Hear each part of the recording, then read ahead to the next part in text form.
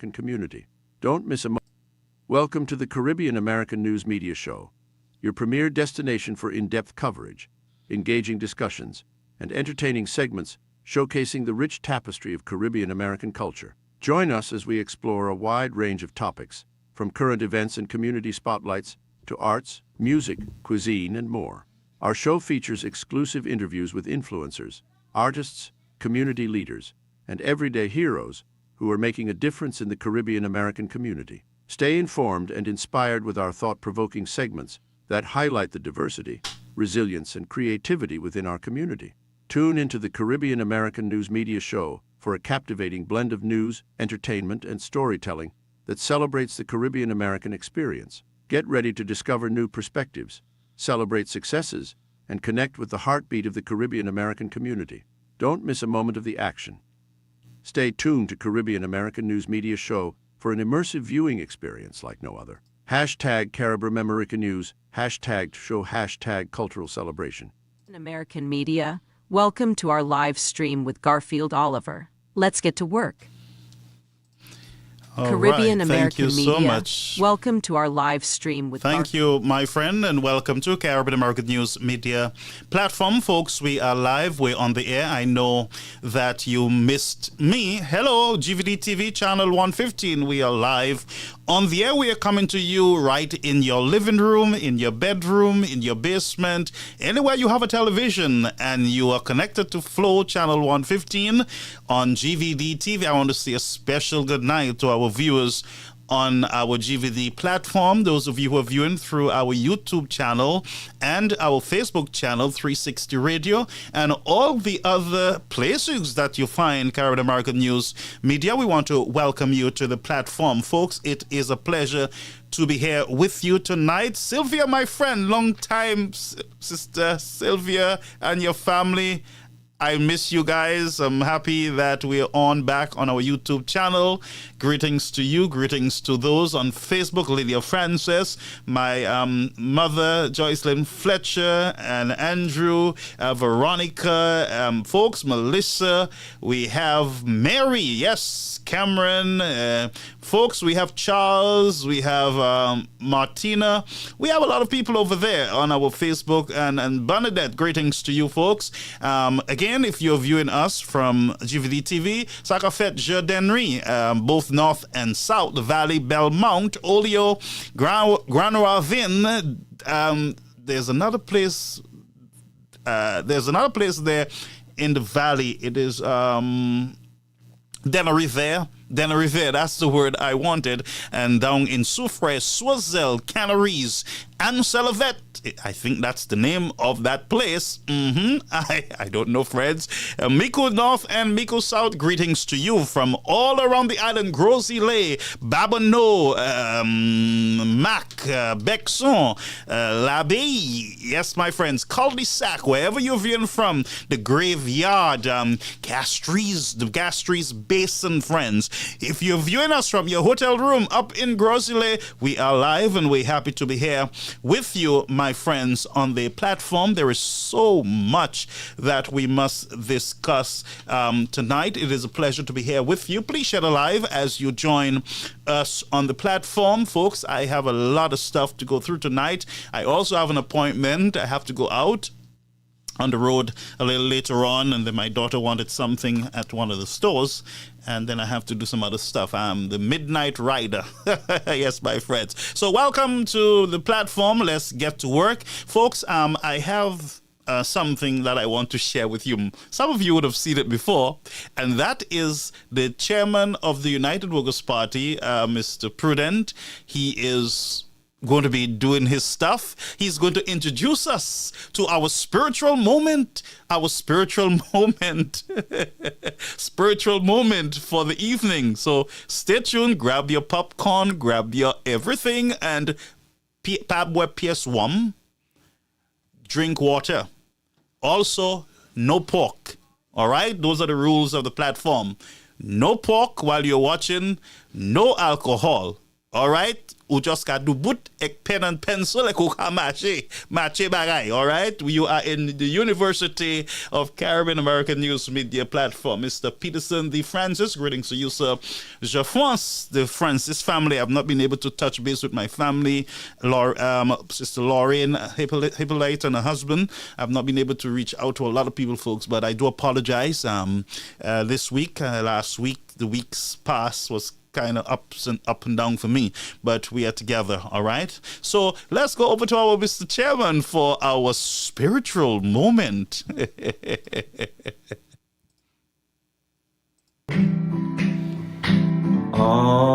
Unseen angel sent from somewhere to my soul.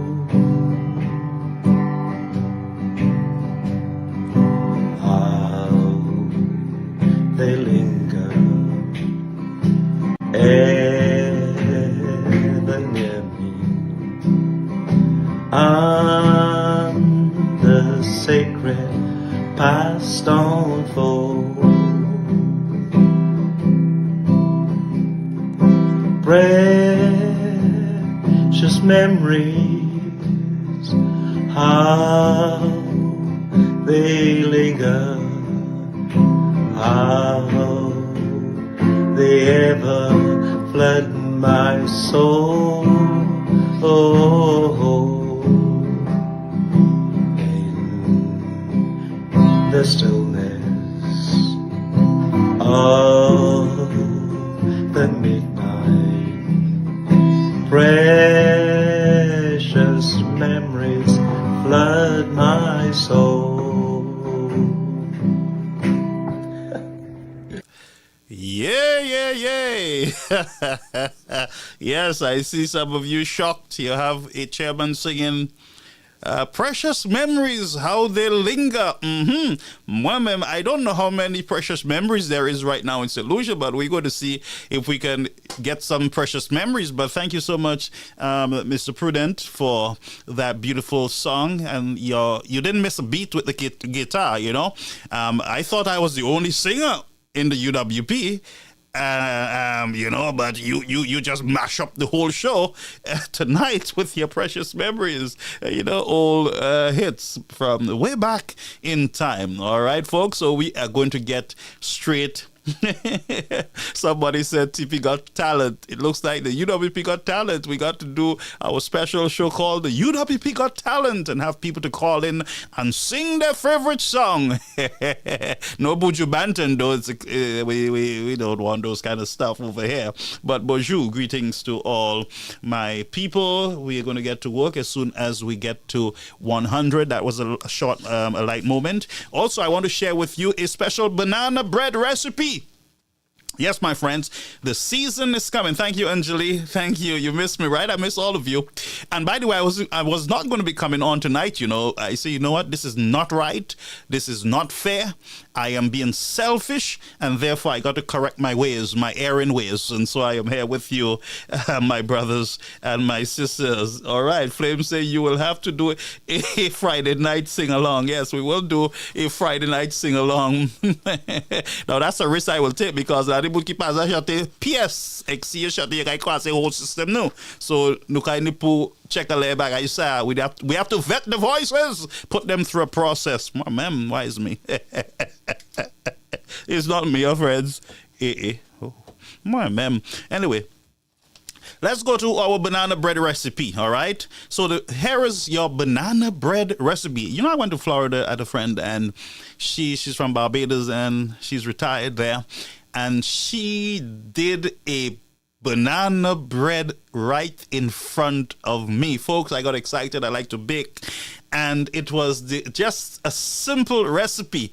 I'm going to share with you, but this is not her banana bread recipe, by the way. All right? Hers was special. It had some other things in it, nuts and stuff. But I'm going to give you a plain banana bread recipe before we go into our affair. All right? Share the live, tag a friend, okay? And here is it. Here is it. Here is it. Half cup of butter. That's melted butter. So you need to get half cup of butter, and some of you keep your butter in the fridge. Normally, you don't keep butter in the fridge. The Caribbean, I think you keep it in the fridge because it melts. But if it's out of the fridge, it's already melted. So half cup of melted butter, 1 cup of white sugar. You know what? That white sugar thing, it's kind of dangerous. But 1 cup of white sugar, 2 eggs. Not spoiled eggs, you know. And not eggs with people name written on it. Because I heard in St. Lucia, Lani Moon added a certain party, you can match it no moon a egg.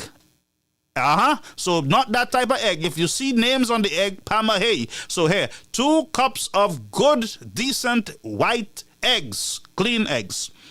1 teaspoon vanilla extract. 1 teaspoon of vanilla extract. 1.5 cup of all-purpose flour. All-purpose flour. I don't know if you have all-purpose flour available to you in St. Lucia because there's always a shortage, or there is, kind of those sugar that they put in the little plastic bags and everything, and so you're not sure whether it's all-purpose or no purpose at all. Well, wise me. So get your nice all-purpose flour. Might be a little expensive there in the Caribbean, but that's it. Mix everything together. Blend it up, man. Mix it. Use your hand and blend. Beat up the egg and beat up everything else. And then you grease your pan, your pot or your pan, whatever you bake in. I'm sure you don't bake in your hands. Things are not that rough in the country. And so you put it in the oven, I believe, at 360 degrees. If you have an oven, if you can afford gas, of course. If it's charbon you have, put the charbon under the drum and put wood on top of the drum,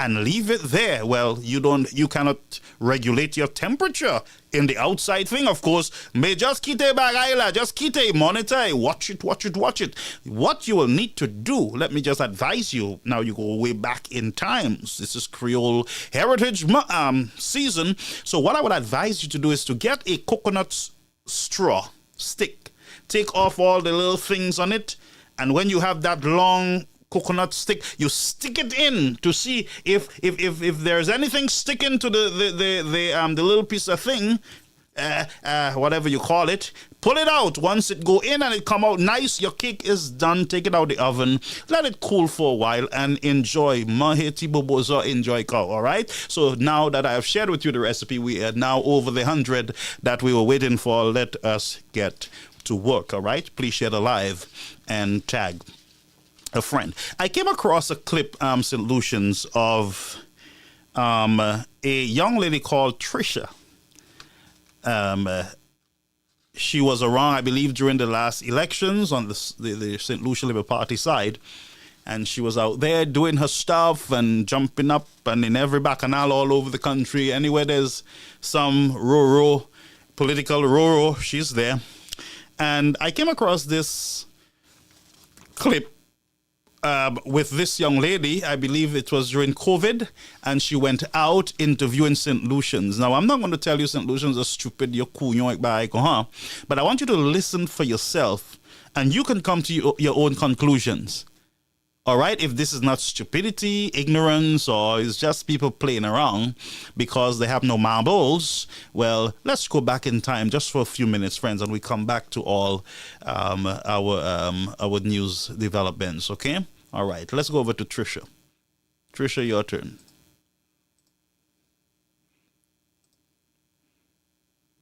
And there were a lot of people there as well having a beach party, and if I'm being honest, it brought me back to a simpler time when we could have gone out and had fun and interacted with people. And it's been such a long time that I saw that I almost got emotional watching it. But I did speak with some people on what exactly they're doing, should there be a state of emergency, and some of the answers to these questions were comical at first, and some others really made me think. But take a listen for yourself. If it was under state of emergency, we would have the mass, and I think everybody would have been inside if we was in a state of emergency. Yeah? So now that I think they're free up the thing for us to drink a little fuel, and enjoy ourselves without no trouble, and just go home safe. Do you think there's supposed to be a state of emergency right now in St. Lucia? I don't think so. Everybody's out, including the Prime Minister. Thank you. I believe that the government put the state of emergency to cut down on the amount of people that might campaign against them. So at the end of the day, they'll profit from that and they'll remain as the government of St. Lucia. But it doesn't, because you guys are out here having fun. We okay. There's no corona in St. Lucia. That's a bogus thing. So we say we can have fun. Yeah. So that's what you're saying? So we say we can have fun in St. Lucia again. So you don't see that the state of emergency is not needed here? We don't see no state of emergency yet. Because things the same way. You understand? So we just taking it light, man. We don't have the same way, we just enjoy ourselves. We all have to die. We all have to go. Alright? So let's just leave the moment. Okay? And when it's time to go, we go. No, but do you think the state of emergency is necessary now? Leaving is necessary? To shut down all places and nobody contact each other? At the moment, no. At the moment, no. Because if that Shastney guy, that white guy, Black Lives Matter, by the way. He's Shastney, he has to go. Alright? This year, Tikwa. We all have to be, careful of what's going on because the coronavirus, we're trying to keep our distance from each other, but at the end of the day, we still have to enjoy ourselves because we're still living. We are human beings, you understand? Man, once you have rum and music, we having fun anytime. But they're saying it's a state of emergency, so why come out and have a kind of beach party? It's a state of emergency, we die. We almost died, but we are not where to state of emergency. Doing managed water with some dumplings and some green plantain and some macaroni. As you can see, that's the goat. So we're just doing a one pot goat. I heard that's good for men. For women also. Not only men that did it, women did it as well. Because the same way you get it cold men, you get it cold women too. Now, it's supposed to be a state of emergency though. And you're not supposed to be here having a beach party. I mean, why have this in the middle of a Michael, we don't have COVID in St. Lucia. Who come with that thing, but who do have it, do have it. So it's a matter of we enjoying ourselves because we've been quarantined for a long while. So we're tired of the quarantine, so we just have to explode. All right, no COVID in the country, and we got to, there's a white man, and there is no. This I just wanted to, remind you, of the thinking of our people, and sadly, many of these people, I'm sure, would have taken home to innocent grannies. And individuals who were high risk took it home, the COVID, spread it, and I'm sure granny or grandpa lost his life. Why? Because we have to die, and the white man, and he doing it just so that people won't campaign against him. And it was such a moment, friends.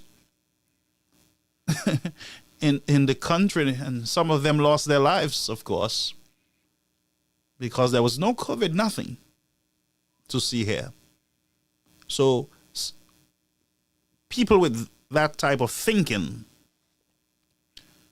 reckless thinking, of course, how can they make sensible decisions in the country? How can they consciously discuss issues that are affecting the nation? And that's why what we see on Facebook, it's a reflection of what we're hearing there. People cuss your mother when you talk about the hospital, when you talk about the roads and you talk about CIP. They want to destroy you. That's the mentality. Ain't nothing to see here. While there's a lot to see, there is nothing to see. And while people were dying, there was nothing to see here. No, man, we partying, we have to die.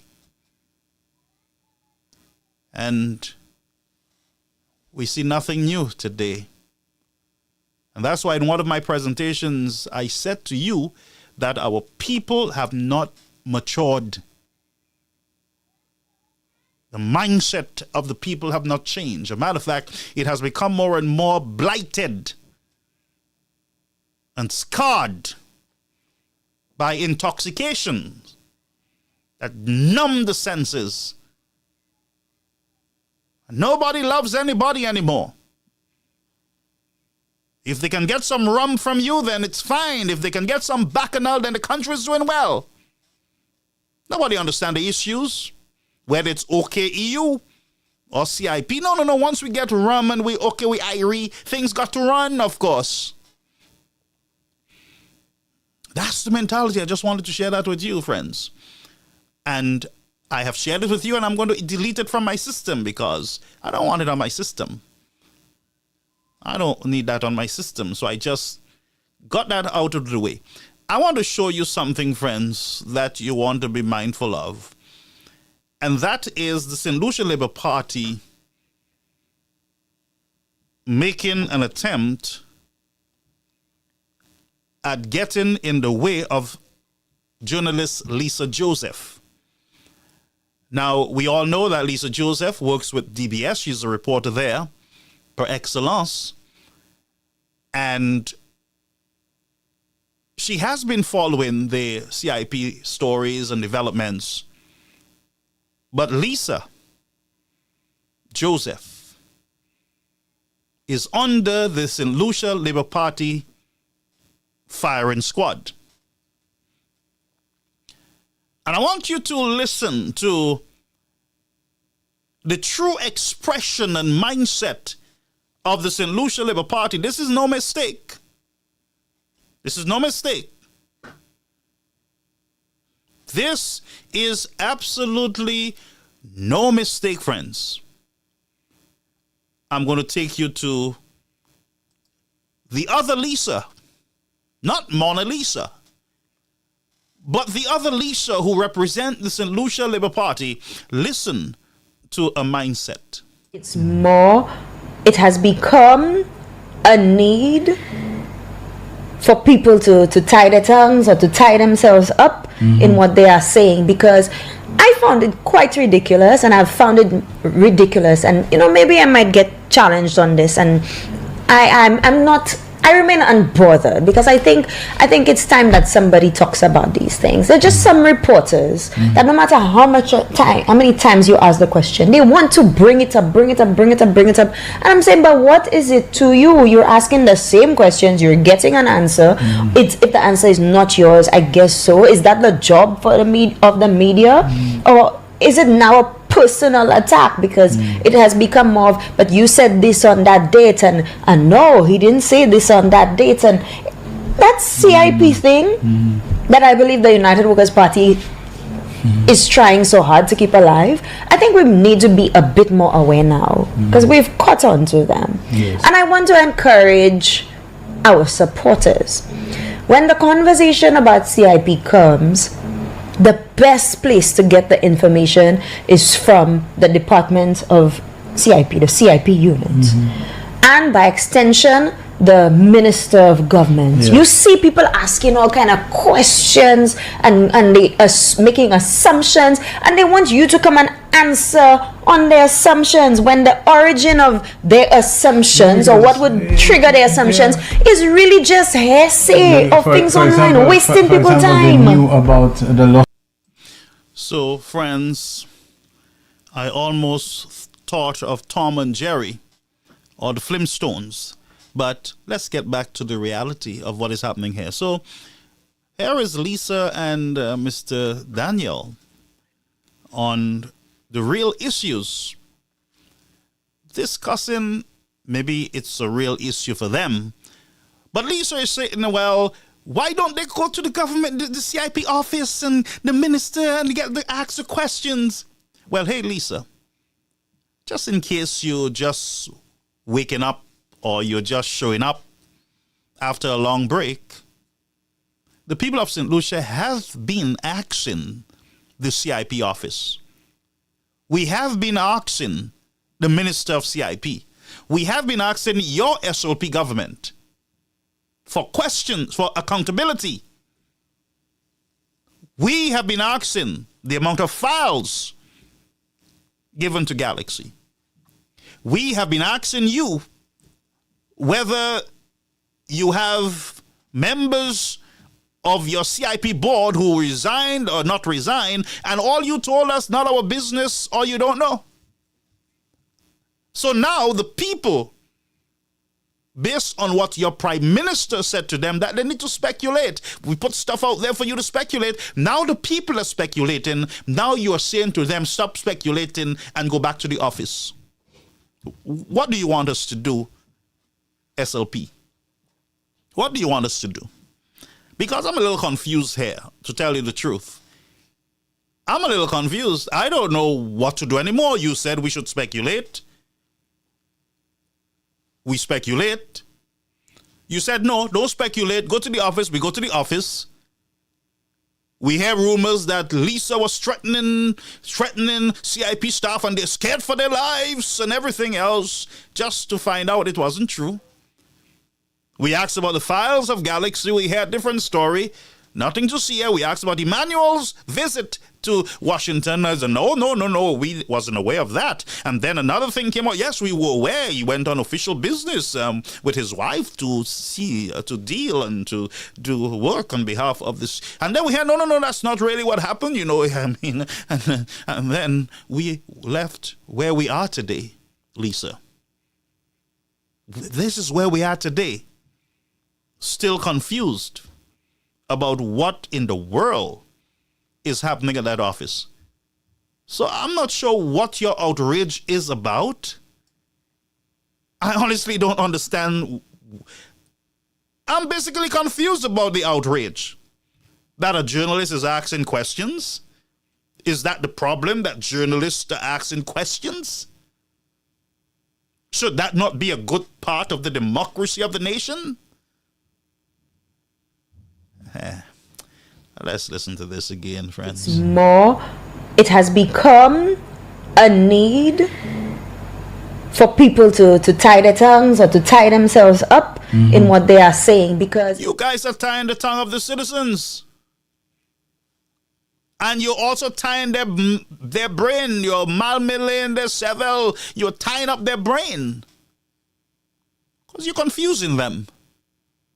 I found it quite ridiculous, and I've found it ridiculous, and maybe I found it very much ridiculous, ma'am, that you're attacking a journalist for asking questions. Period. Ridiculous. On this, and I remain unbothered, because I think if you're unbothered, don't say nothing. If you are unbothered, why are you speaking? Why do you think that there's a problem? If you're unbothered, obviously, you're very bothered. You're very bothered. Somebody talks about these things. They're just some reporters that no matter how many times you ask the question, they want to bring it up. So they want the journalists to shut them out. Ask it once. We tell you it's not your business. Don't ask it again. But I am unbothered. The content on it. I heard this. Mon passe après Major Betisa. Anyway, go ahead.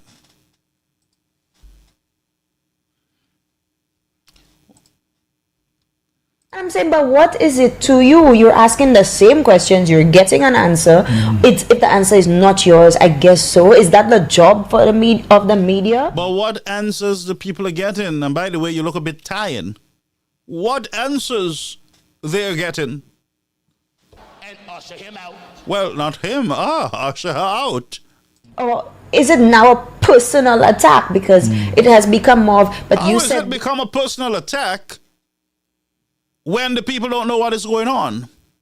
What, you guys can't take a dose of your own medicine? It's too bitter for you all? Remember, there was no COVID, That was from you guys. Now you can't take a dose of nothing that you have shared. And you forget the golden rules.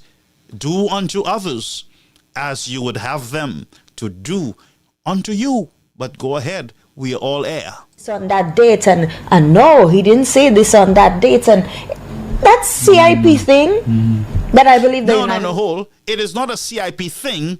It is the people's patrimony. It is the people's passport. It is the people's security. It is the people's visa access. It is the people's business. It is not the CIP thing. That's not a thing. What thing it is? It ain't no mobby shop. This is not selling wig or eyelashes. This is passports we're talking about, not thing. This party is trying so hard to keep alive. I think we need to be a bit more aware now because we've caught on to them. Yes. And I want to encourage our supporters. You caught on to them very late because they have been asking you for to account. So now you're caught in on account. Full stop. Forget about all the noise you're keeping. That's not your house. That's not your business. It's the people's business. So now that you have caught on to what they're trying to tell you, get to work. Give them the information. Answer the questions. When the conversation about CIP comes, the best place to get the information is from the Department of CIP, the CIP. Not true. You're misleading the people. And again, you look sleepy. You're misleading the people. That's not the best place to get any answer for anything pertaining to CIP. You know that. Okay, let's do something here. I want you to take Pierre out of the picture now. He's not the Prime Minister, let's just say. And let us put Mr. Shastney there at this moment with this CIP's problem. What do you think these people and Lisa would be saying right now? You think she will be there saying, yeah, leave Shastney and leave Shastney alone. The people don't, you're asking the man the same questions over and over and over. Yeah. You all don't, why you all are doing this? Why you all doing him this? Just don't. Just leave him alone. Nothing. I mean, the man already answered the questions. You all went to the office already. Just leave that alone. No, leave it alone.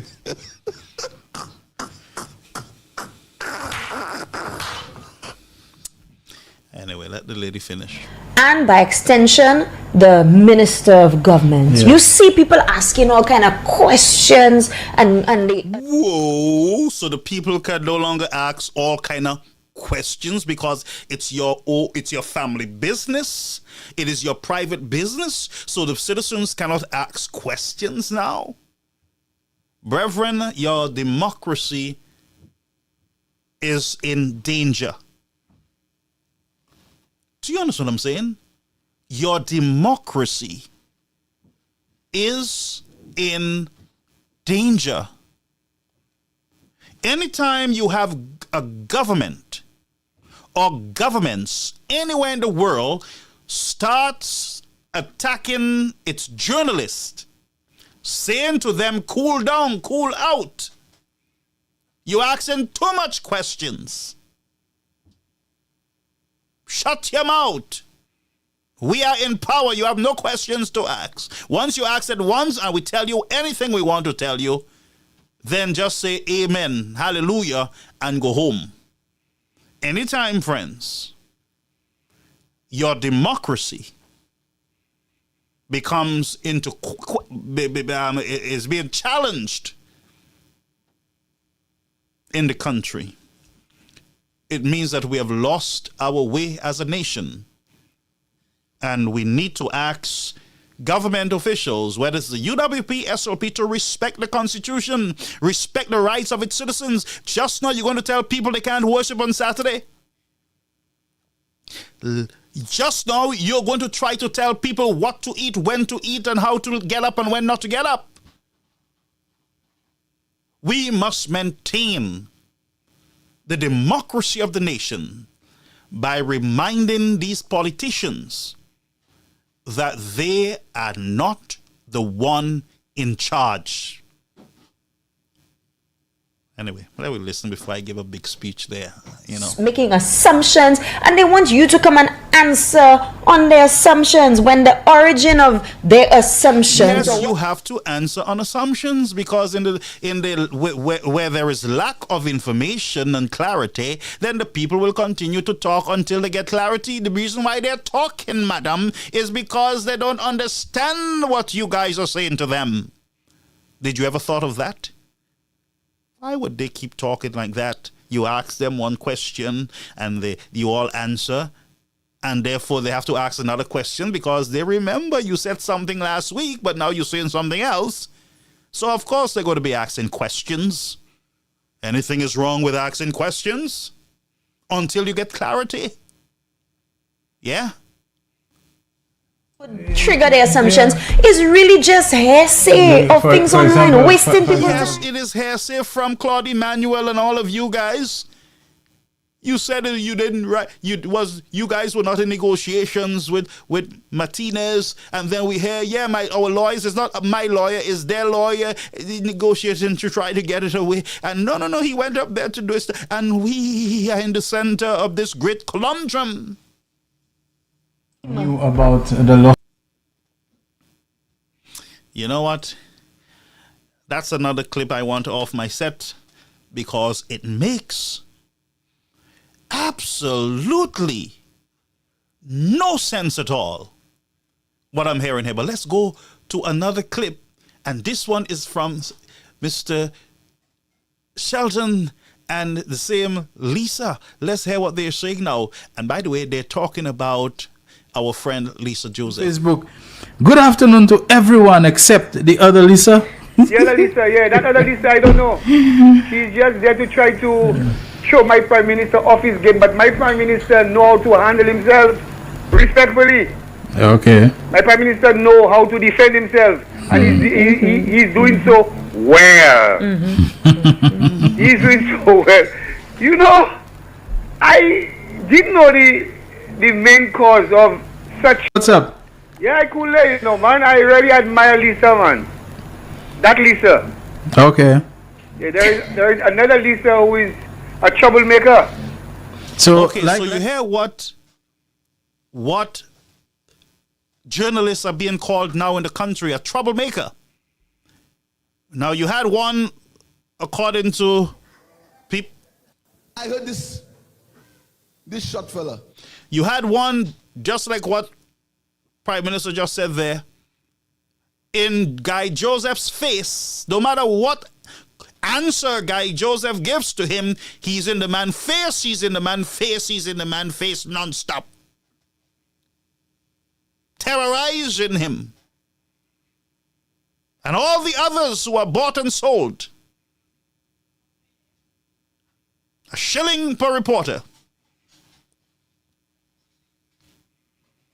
Were not known as troublemakers when they were going on to people's private property with their cameras, pushing down fence. Oh, no. They were not giving any trouble. They were just, okay. They were doing their jobs. On the excavators in Castries without hard hut. Yes, the very same one. I heard this short fella. The sky is falling. Yes. But now Lisa Joseph is being attacked by the SLP and their supporters. She's a troublemaker. Well, she's not jumping over anybody's fence, you know. She's not forcing her mic in anyone's face.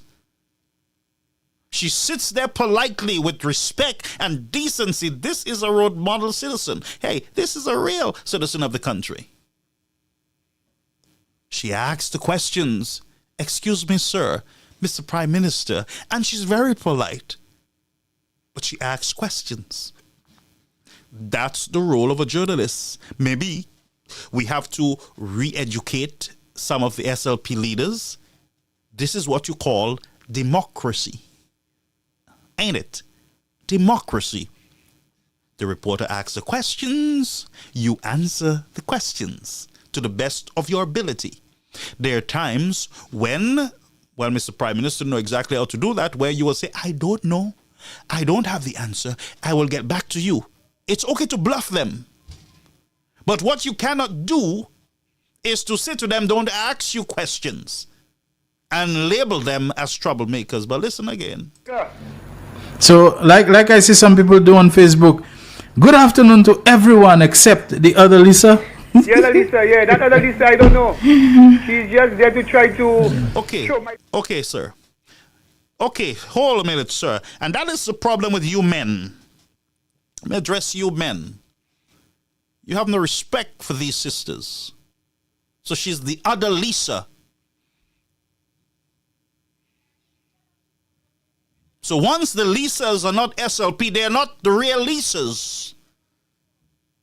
Once they're not of your camp, or once they sound their pairs that they're not part of your camp, once they're a threat to the camp, they're that other Lisa. Let me say something to you men. You need to watch how you speak about our sisters.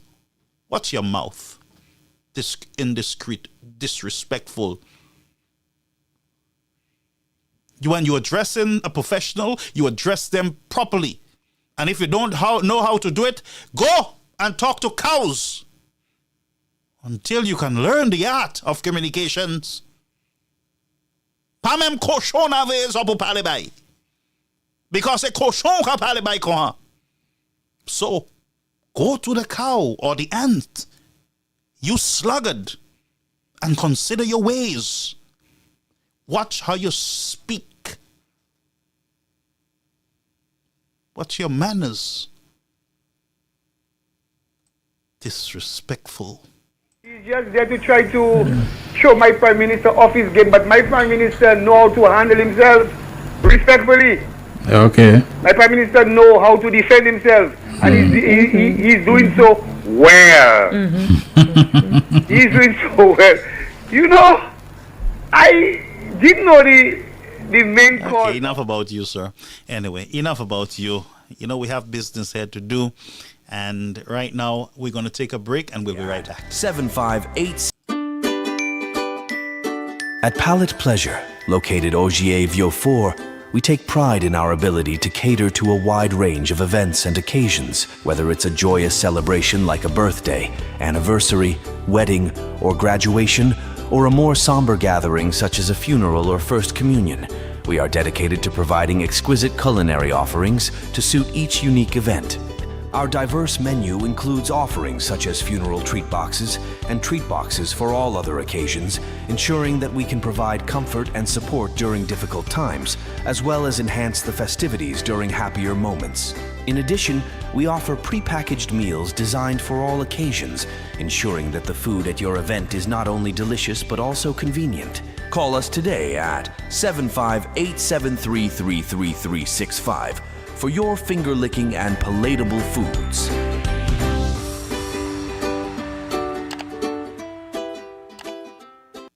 All right, folks, we are back. Good to have you here on the platform. Greetings to you, friends. Remember, when you come onto the platform, we expect you to be professional, to be respectful to our viewers, be respectful to the platform, all right? And I want to admonish the men onto the platform. Do not insult our women onto this platform. All right? I do not want it. I'm not encouraging it. This is not the place. I can send you to a number of pages that you can do all that nastiness, but I really don't want you to come here and insult anyone, and I do not want anyone to insult anyone on this platform. We're having a conversation. We're having an education session here, and I'm expecting many of us to learn from what I'm saying. And even myself, you know, we got to learn from each other. But what I will not accept is anyone coming onto this platform to insult anyone. It is not acceptable, and I'm not going to put up with it. I just wanted to say that. So let's go back to what we were saying. So we did speak of that situation here. Now, we have a letter from the Ministry of, Public Service, Labor and Gender, and I believe this is concerning the strike that was at the First National Bank, we are finding out that a letter was sent out informing the parties that the minister responsible is going to be out for 2 weeks, and you guys got to wait, basically. Here's the letter. You guys got to wait until she's back.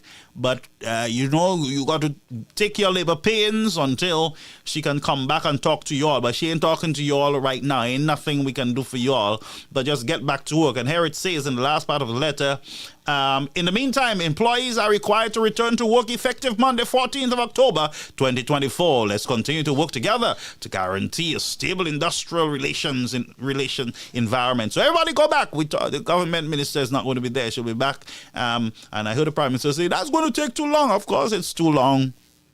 Of course, there's a problem. Pay the workers. Don't tell them the minister is not home. She's out for 2 weeks. Huh? Come on, St. Lucians. We must do better, friends. Anyway, here is something from St. Kitts, just for a few minutes here. St. Kitts, the Prime Minister there, Mr. Jew, will address the nation. Terence Jew will address the nation on the Citizenship by Investment program. That is Thursday at 7:30, and I believe in St. Lucia we're going to be having an update, I believe, on DBS. I'm sure that's going to happen. We got to get confirmation on that. But yes, my friends, this is what's going to happen. All right? Good. This is what's going to happen there. So he's going to address the nation on the revamped, reorganized CIP program in that country. And I'm sure he's going to share some light on what he has done to improve his program there and what is really taking place, in his country over there, St. Kitts and Nevis. And so we come back over to St. Lucia. We're hearing that on Tuesday of next week, in the House of Assembly in St. Lucia, that the government will be tabling the finance or report, the CIP report, to the citizens of the country. And I am suspecting that what you're going to find in that report is on the selling of the passports, on the selling of the CIP program in the country. And I'm sure you will see sales of under $100,000 that I believe would be actually illegal. Well, I'm just saying. So we got to wait. We got to wait for both this week, Thursday, and next week, Tuesday. We're hearing that the TD Bank, and this is from the State Department of the United States, TD Bank was a penalty of $3 billion was placed on that bank in the whole fraudulent account, money laundering and everything else. I tell you, and the state minister, he said, the Minister of State, this brother said that he will follow every account wherever they are. Now, I would be concerned, of course, that a major bank in the United States would be fined, and a Canadian bank, that is, by the United States government, $3 billion, I think is the biggest in the history that a bank has been charged. And they admitted to these activities in the banking system. And so, friends, we heard the Prime Minister said that once the money clear the bank, then, he's good with that. But a lot of money is cleared the bank in these countries, I must tell you. A lot of money is cleared the bank. And even workers within the bank are every worker in these banks are under investigations. Every one of them by the State Department. They are going through the bank's system still. Even though they were fined, they are going through the system with a fine-tooth comb. They are searching because the government of the United States believe that there is something going on deeper than what they're seeing, and they got to continue digging. And they're going to go wherever the crumbs lead, because the crumb's going to lead somewhere, whether it's an offshore account or onshore account. But they are not playing around. They're coming, and they are not messing around. You hear me? This is not a joke. Ain't no joke. Let's go to the Prime Minister in a press conference today. Latest unemployment statistics, to the First National Bank issue, and 3, I have a bombshell. Which one do you want first? First National. Which one? I tell you 3 of them. I tell you unemployment. I tell you First National. I tell you a bombshell. Which one do you want first? First National. First National. Well, as you know, the First National Bank is a purely private entity. The government has no shareholdings in the First National Bank, but as a Minister of Finance, the climate of the financial system is important to me. I've been concerned at the labor stoppage at First National, and I'm calling on all parties to get back to the bargaining table as soon as possible to ensure that work continues, not interrupted work, but work continues smoothly at First National. As to the issues and the workers return to work as soon as possible, a fair day's work for fair day's pay, and the government of St. Lucia, you may not believe it, is not the majority shareholder of the First National Bank. I just want you to read that the government doesn't just enter into the bank like before. The government was the main shareholder at Bank of St. Lucia. Government is not the main shareholder at Bank of St. Lucia. The next issue is the unemployment. The Central Statistical Office has published the latest labor force data for the second quarter of 2024, which is April to June. The national quarterly unemployment rates for the first half of 2024, that is January to June, have declined to record low levels in over 12 years. From April to June 2024, the unemployment rate averaged 11% growth. I'm hoping that we can get, in fact, the Minister of Tourism have told you that we get in the range. Before the year is ended, we should have more than 500 construction jobs. Factors you coming into play here with the rebuild of these 2 hotels at the beachfront. Okay.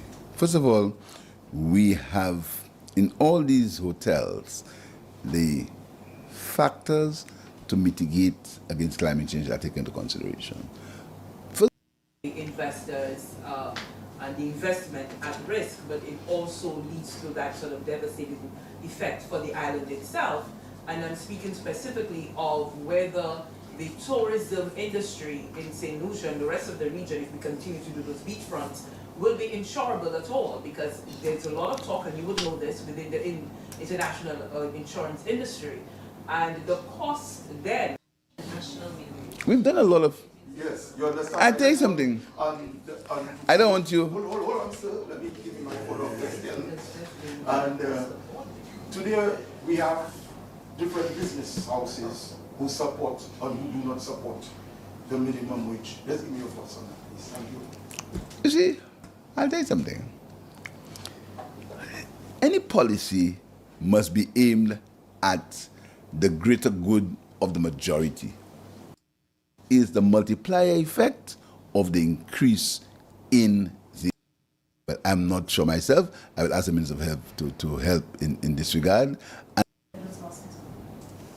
is there a shortage of medical supplies? To ask you a direct question, is a shortage of what medical supplies? What? Hold, folks. So, just bear with me. So there's a question to the Prime Minister, right? is there a shortage of medication at the hospital?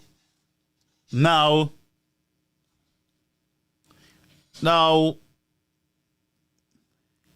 the nurses, Dr. Clark, and her group of nurses indicated to us that yes, there is a shortage of medication and supplies at that hospital. The question is asked by a journalist, is there a shortage? Now he's trying to malmener the cerveau, of course, of the journalist, and he said that what shortage? What shortage? Mr. Prime Minister, don't do the journalist that, and that's why Lisa is saying that they should shut them out and don't ask questions because you're answering the questions. You didn't answer the question. You were trying to run around the question. So you throw back a question at the question. So if you throw a question at the question, there is still an answer that somebody's waiting for. Might be both of you waiting for an answer. But I would submit to you that the first question deserves an answer. But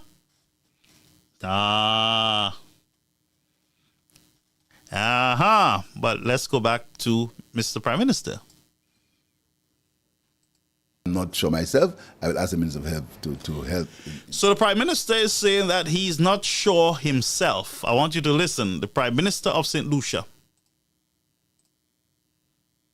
cannot change that. Okay, can I ask Yes. questions for you? Yes. The first one is there a shortage of medical supplies at ONP Hospital? The second, did some of our doctors resign, at least 5, sorry, and what's the latest with St. Louis Hospital? Is there a shortage of medical supplies? To ask you a direct question, is a shortage of what medical supplies? What? They always, well, I'm not sure myself. I will ask the Minister of Health to help in this regard. And I also heard, I don't know if you heard, after the problems, the Hurricane Helen in Miami, that there was a shortage of stuff for dialysis in Miami, supply chain problems, because they said the factory was destroyed. How that impacts Donaldson. You know, it's always very easy not to find the causes for certain things. Now, we do not produce medical supplies in St. Lucia. Okay, so he is reminding journalists that don't forget we don't make medication in St. Lucia. We don't make it. So maybe that's why we have all the shortages, and we'll continue to have shortages of basic stuff that is free, that is available all over the world. That is available all over the world. But the Prime Minister is saying that we don't produce medication. Lucian, what's your I'm not sure myself. I will ask the Minister of Health to help in this regard. And I also heard, I don't know if you heard, after the problems, the Hurricane Helen in Miami, that there was a shortage of stuff for dialysis in Miami, supply chain problems, because they said the factory was destroyed. How that impacts Donaldson. You know. Hold, folks. We talking about St. Lucia. We're talking about St. Lucia, not the hurricane zone in Florida. This is the United States of America. We have enough of everything for everything. We're talking about St. Lucia, that you just said does not produce medication. So forget about Florida. Forget about, maybe we need to ask that guy from NBC who is up there in Florida right now. Maybe we need to ask him, what is his name? The other one, not Yadi, the other one, somewhere up in the United States there. You know, St. Lucia's sweet. You know? So, we're not talking about St. Lucia. The United States. We're talking about St. Lucia. You confirm that you don't make medications. But all of a sudden, you want to remind us of a country that can get anything they want when they want. There is no long wait when it comes to getting medication here in the United States. If there's an emergency and Kings County don't have supplies, even the Army Corps of Engineers will fly in with medication. Yeah? My question is, in St. Lucia, who's going to fly in when you don't have basic life water? What you call it? Drips? Huh? IV? Fluid? Sheets? Diabetic medication? System always broken down? And you're telling us that you got to ask the minister if there's a shortage. If the memo has not reached to your desk, it means that all you guys are talking about when you have Monday morning cabinet is carnival and what the UWP say. Because if you were really having cabinet meetings and discussing the issues in all these various sectors or ministries, then healthcare would be one of your concern. Crime and healthcare would be on the top agenda for you. So you would know for the fact that yes, we have shortages of medication and supplies at our hospitals. Our nurses, our doctors and professionals are leaving, they're running for the hills. You don't have to ask no health minister if you just came out of cabinet meeting on Monday. What are you asking them for?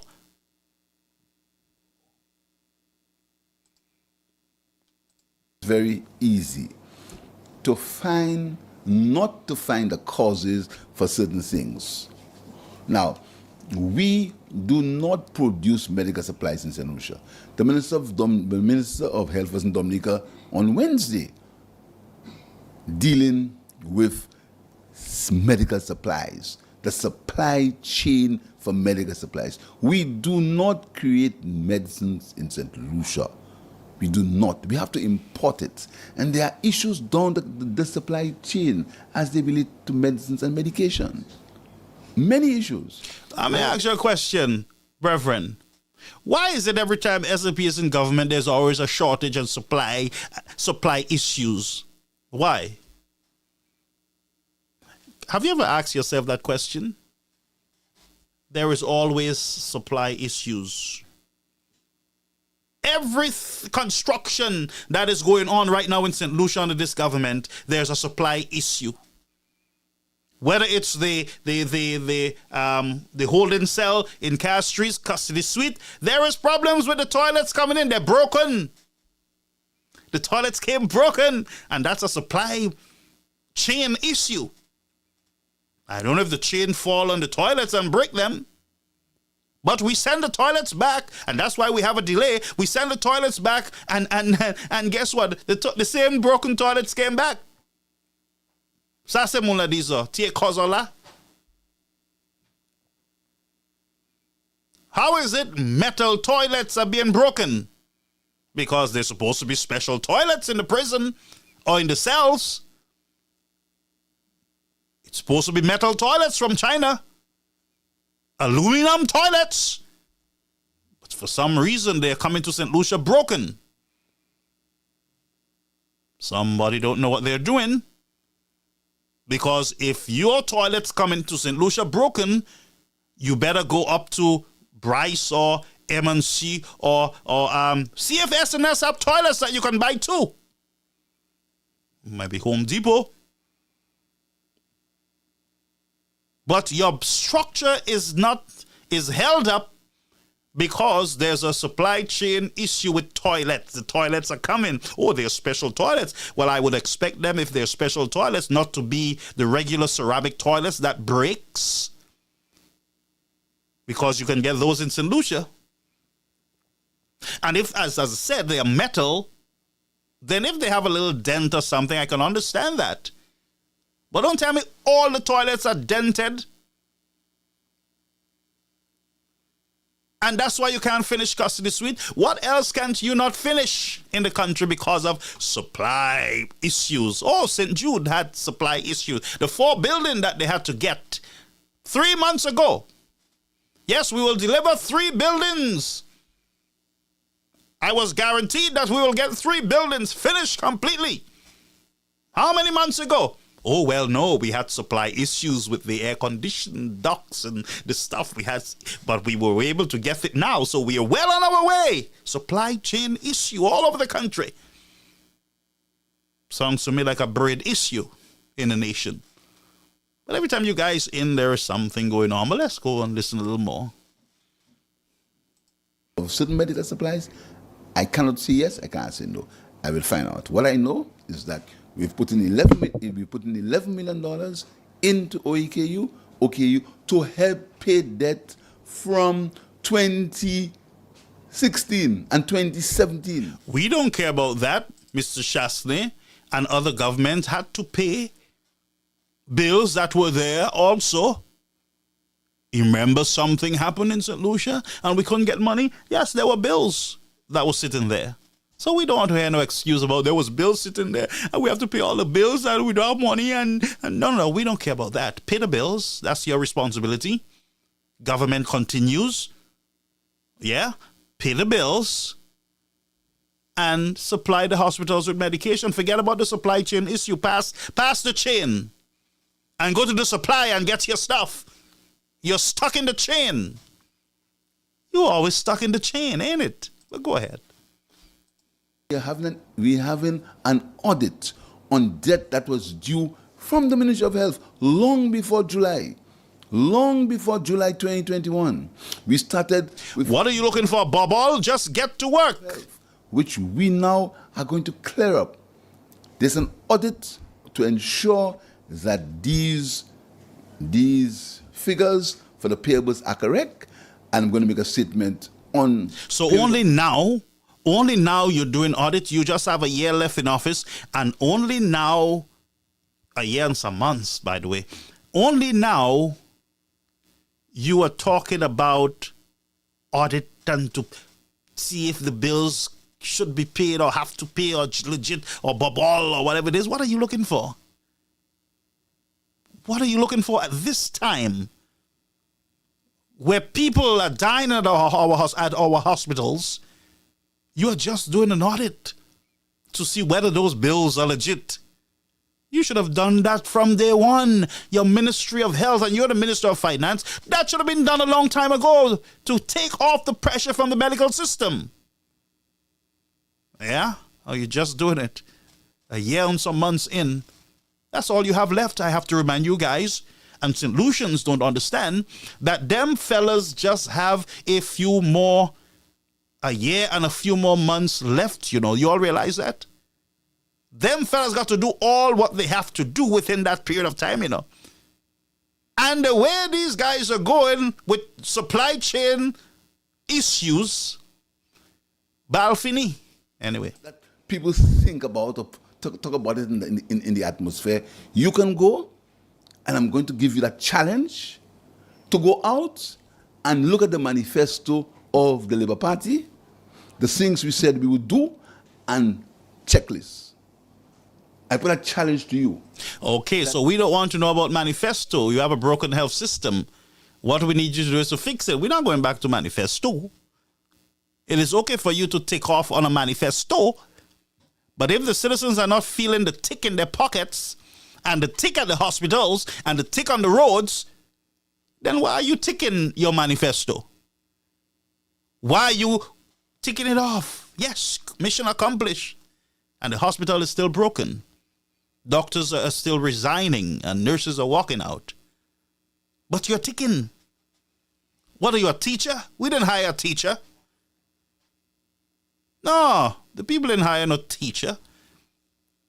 They elected a government to manage their affairs and not to tick off on a manifesto.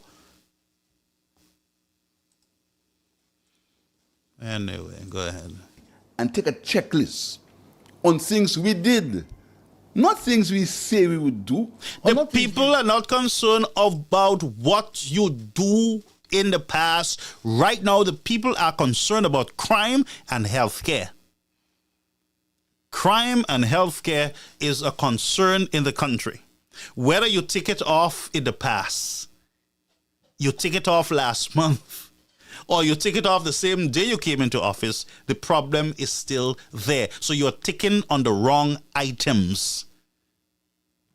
That's what you can't understand. Still high food prices, high gas prices, no medication, and you're ticking.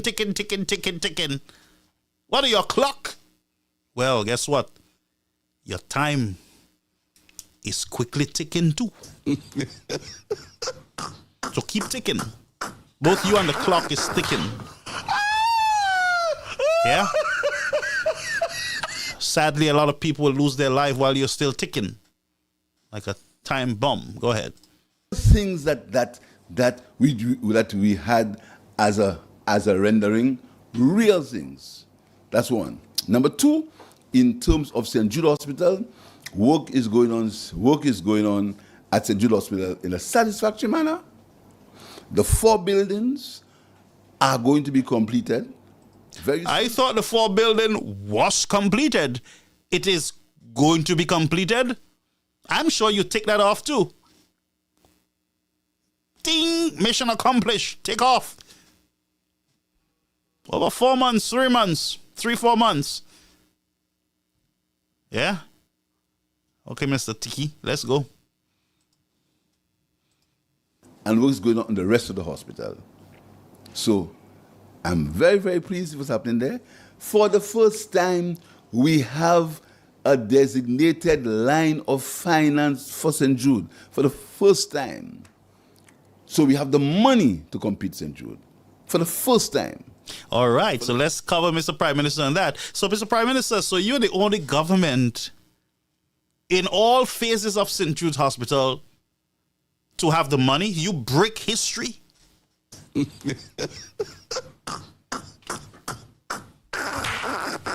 tick that off, you know. As you break in history, no other government have ever had monies to build St. Jude's. First time in history, you throw Kenny Anthony straight under the bus with Gobude King Ubete Plataba Basla.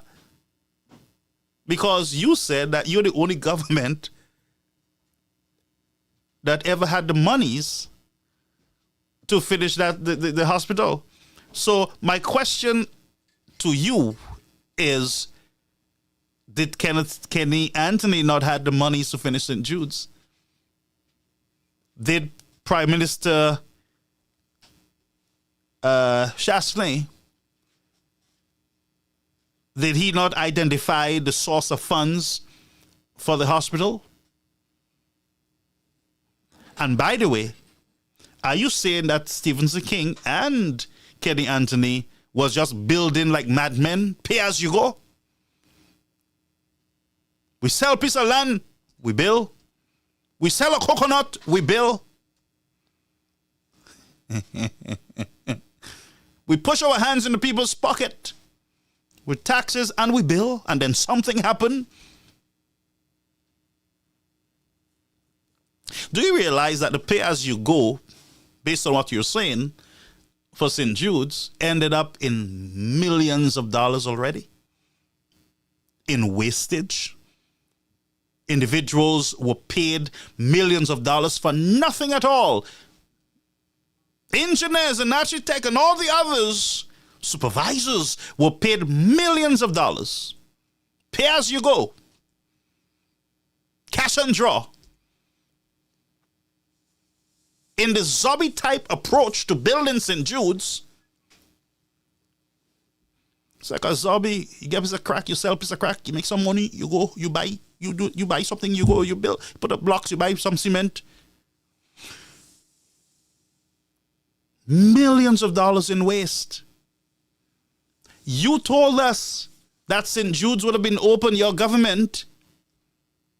You said to us that it needed only chemical, and some paint or something, and it will take us just a few months to move in. You guys did not have the money. So you are the only government that have identified the source and have the money to finish St. Jude's? So what you were telling us before, you were bluffing us. Did you really have the money, sir? So this is what I'm saying, how our governments confuses the people. And because the people are so enjoying their delusions, strong delusions, that is, they begin to believe all the lies and the propaganda because you're the only one who found the cash, not Kenny, not King. Pay as you go, cash and draw, billions of dollars, nothing happening. And maybe you will go down in history as the prime minister who finished the hospital. Of course, you can't take away history from you. But for God's sake, don't throw Kenny Anthony under the bus like that and King under the bus. Go easy on the fellas. But you must also know that we are carrying debt for St. Jude, which we are paying. We've meeting the responsibilities because we are a responsible government. We are carrying debt for St. Jude, which we are paying. Well, why should we be doing that? But wait. How can you be carrying debt for St. Jude and you're the only one who identified the money? Or people were just doing the pro bono or pay me later? I'm sure that's what happened, yes, but I don't know. I'm just confused, but go ahead, sir. You'd speak. You're the professional, not me. Expansion and renovation is continuing, and very shortly we'll be able to give you a date when that long horror will end. St. Jude's, when I given us a tour down St. Jude's, and my third question is, we understand some doctors resign, about 5 of them. Can you speak to us on that? I heard so. That some doctors resign is not a situation which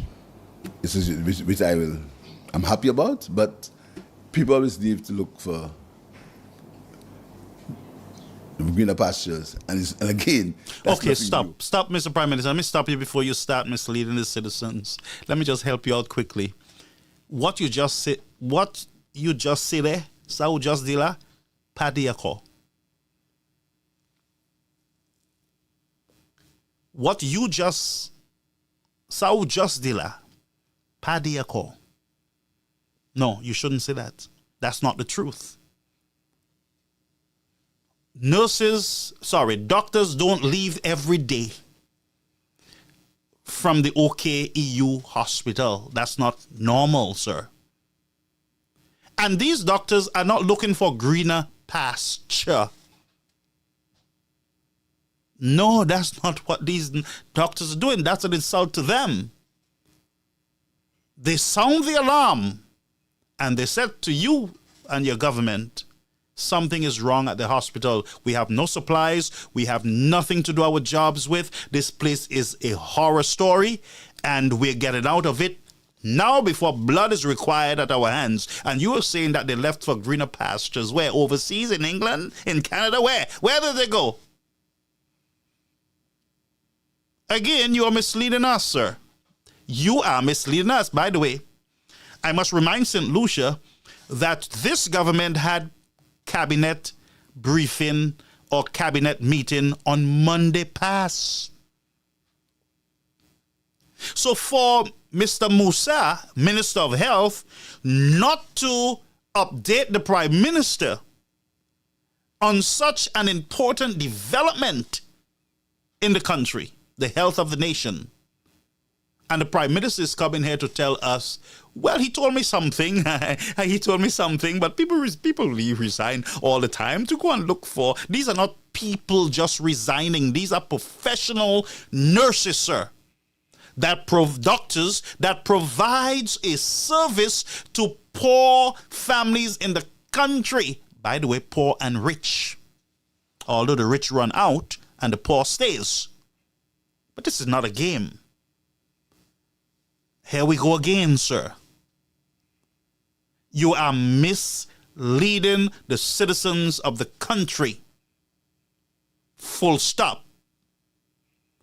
There is a problem at the OKEU hospital. These doctors are professionals. They're not liars. They're not hacks. These are doctors that sees the life of human beings hanging in the balance. These are doctors who intervene to save lives and to call them people, or to set people resign for greener pastures. Them nurses ain't going, these doctors ain't going nowhere. They're solution. But you can continue saying what you're saying there. All right? Resign and come in all the time. We pretend that these things are news. It never happened before in television's history. You know, as I said about... You see, he's laughing. This was I can't take. This brother don't know when to laugh and when not to laugh. This is not a laughing moment. This is not a clunging time moment. Once the journalist stepped into this hospital discussion and health, the Prime Minister should have kept a straight face. And this should have been his response. My people, I'm aware of this situation. It is something that I'm concerned about. We are doing our best to work with the hospital to get things back to normalcy or to normalcy. Whatever word you want to use will work. Whatever word you want to use, but you should have kept a straight face. But you are getting ready to clung around with an important matter that means life and death for regular solutions in the country. Yeah? I think that makes sense. But you go ahead. The Ministry of Truth. The rewriting of history. It's a fantastic book. I really want you to read it. I have a copy. I want to give Shane a copy to read. It's really a really good book to read. I really want you to read it. Yes. Yes. The who? HIA redevelopment project. Yes. I believe that was included in your manifesto as well. Yes. Can you tell us how far So, we are? Mr. Prime Minister is finished with healthcare and went on to a book, Ministry of Truth. I heard so. That some doctors resign. It's not a situation which I'm happy about, but people always need to look for greener pastures. And again, that's nothing new. Doctors resign and they come in all the time. We pretend that these things are news. It never happened before in television's history. You know, as I said about... Folks, the journalists are not asking the Prime Minister whether it happened before. They're asking him whether he's aware. He's told you he's not really aware, but he heard. Just like he said to you with CIP, well, I asked the minister and he told me. Now, this is the Minister of Finance telling you that he asked the Minister of CIP. Yeah? In other words, what I'm saying to you is that this Prime Minister should have all the information in his hands because he's the Minister of Finance. Huh? I asked the minister and he told me yes. I mean, I would expect you to get reports from your ministers of government at briefing. You get a report, you get an update, you know, especially with CIP, you want to ensure that you have all documents in your hands for you as a Prime Minister to look at, to feel, to review, to check, to ensure that you're not making a fool of yourself and others. But all we're hearing is, I was told. So I pick up my phone. Hey, Ernie, what going on in CIP? Everything good? And Ernie said, Prime Minister, Prime Minister, don't worry, man. Them fellas are just shasty talking, but everything is good. And Prime said, okay, see you. I go to sleep. Bam. Is that how we run our government? So my question again, what do you guys do at briefing on Mondays? Or at cabinet meetings? What do you do? Clung around? Talk about Shastney? What do you do? That you never know anything.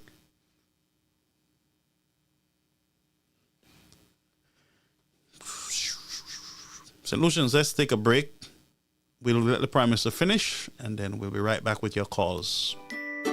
At Palette Pleasure, located Ogier Vieux 4, we take pride in our ability to cater to a wide range of events and occasions, whether it's a joyous celebration like a birthday, anniversary, wedding, or graduation, or a more somber gathering such as a funeral or first communion. We are dedicated to providing exquisite culinary offerings to suit each unique event. Our diverse menu includes offerings such as funeral treat boxes and treat boxes for all other occasions, ensuring that we can provide comfort and support during difficult times, as well as enhance the festivities during happier moments. In addition, we offer prepackaged meals designed for all occasions, ensuring that the food at your event is not only delicious but also convenient. Call us today at 75873333365 for your finger-licking and palatable foods.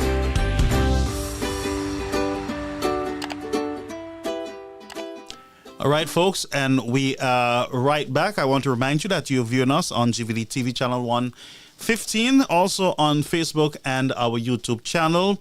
It is 9:40 p.m. It's we now want to open our lines. The number is 347-623-9183. That is the number that will get you live on the air. And I also want to remind you that we are deleting comments. We are cleaning the platform up as persons come in with their out of placeness. We clean it up quickly and we make it a comfortable spot for our viewers here on the platform. So once you're coming in, we want you to respect the opinions of others, and I also want you to respect the regular viewers of this program. Don't make them feel uncomfortable.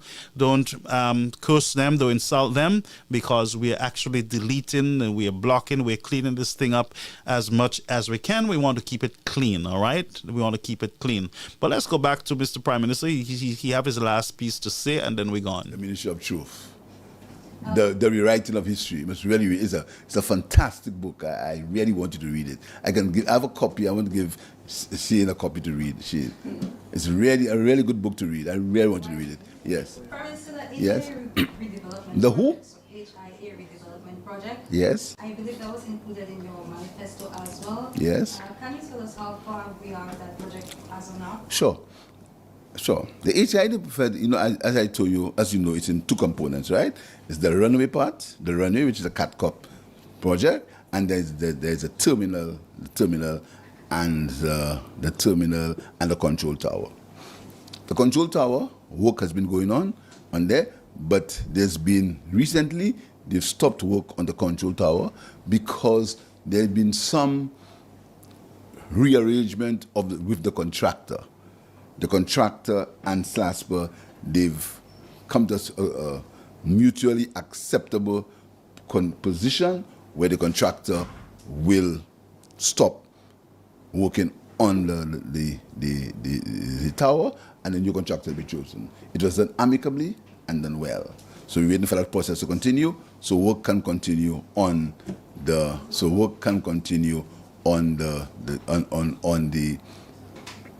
control tower. As far as the terminal is concerned, you know that we got a consultant and consultants to look at a reconfiguration of what existed for the terminal building. I was not putting St. Lucia through that expense. We've got a new folks. I'm not even go further with this. St. Lucia was never under any expense with no airport. Folks, guess what? The airport was paying for itself. Our visitors to the shores, those who use the airport, would have paid the debt for the airport.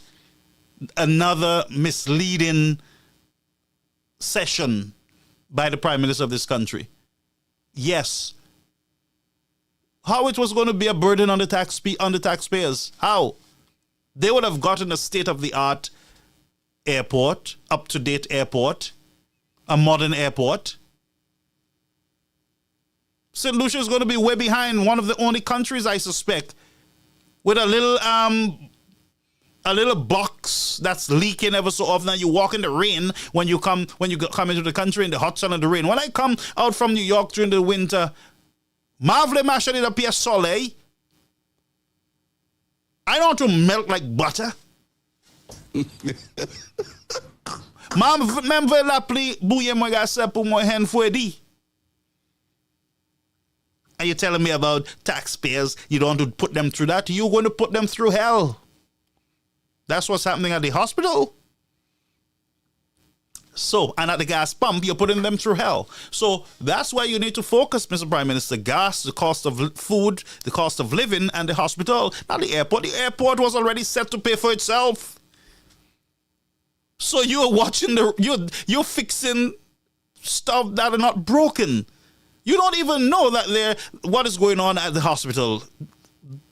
Don't you? You don't know, right? Ain't it? You don't know. I got you. You don't know that there's a major problem up there. You laugh, nothing. I give you a book. Does the book speak about the OKU hospital? I would hope. I would hope so. But the airport would have paid for itself. JFK in New York, they're spending billions of dollars right now. The airport is just down here from me. Billions of dollars they're investing right now in that airport. Billions of dollars. JFK, going to take them a few years to update that place. LaGuardia just spent billions of dollars. Everywhere they're upgrading their hospitals. Their airports. St. Lucia downgraded.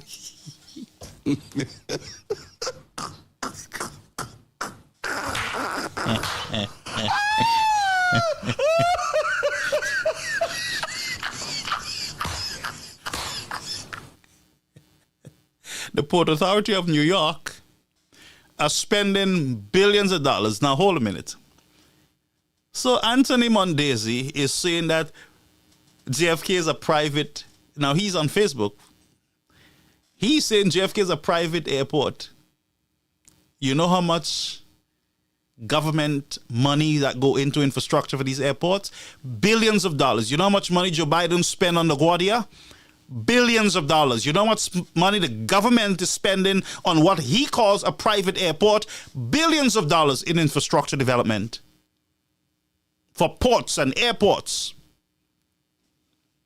But no, the hack want to malmener our cervelle, make us look like we don't know what we're talking about.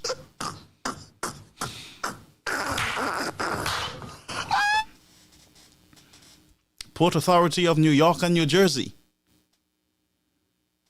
It's private, it's a family business. yeah. Nothing, man, it's a family business. That's what they do to you. So in other words, the one in St. Lucia's, what is it? Is a private business? Whose business it is? Pierre? Who owns the airport? King? Who owns the airport in St. Lucia? And that's why, because it is not a private airport in St. Lucia, Mr. Mondesi, then they got to give the people something good. You understand what I'm saying? Because it is not private. Let's say JFK is private. Fine. Forget about it. It's private. But the one in St. Lucia ain't private. So fix it. Give the people something good. Yeah, but what can I say? I'm not sure if I get in through to you, Mondesi. You know? You said it's private. I'd have to fight nothing out. Don't make me feel like I'm dumb sitting here. I'm at the airport every second. Don't make me feel dumb, Anthony. I know you're not trying to, but at least give me some credit here, brother. I won't be speaking here and I don't know what I'm talking about. Yeah? Tingling brass, a lot of noise. No substance. No, not over here. No, sir. You know what? I'm going to open the phone lines. I'm not going to take any more. I'm not going to go through any more of this. Let's open the phone lines. The number to get online, we're just going to take a few calls. Not a lot because I got to leave. It is 347-623-9183. That's the number that will get you on the air. All right?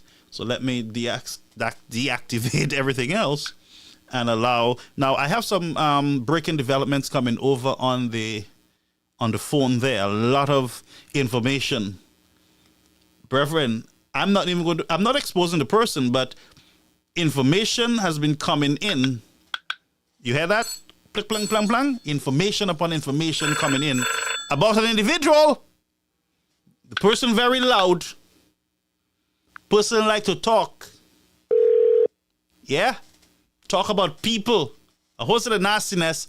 But on this thing over there, it's a whole library. A whole library about the talk show host. But I not in that. You understand what I'm saying? All I will say, he without sin cast the first stone. And when you're talking about people, be very careful that you're not talking about yourself. Stick on the issues. You're better there. Calling you on the air. Caribbean American News Media Platform. Good night, Brother Garfield. Good night to everyone on the platform. Good night. Good to hear your voice after years.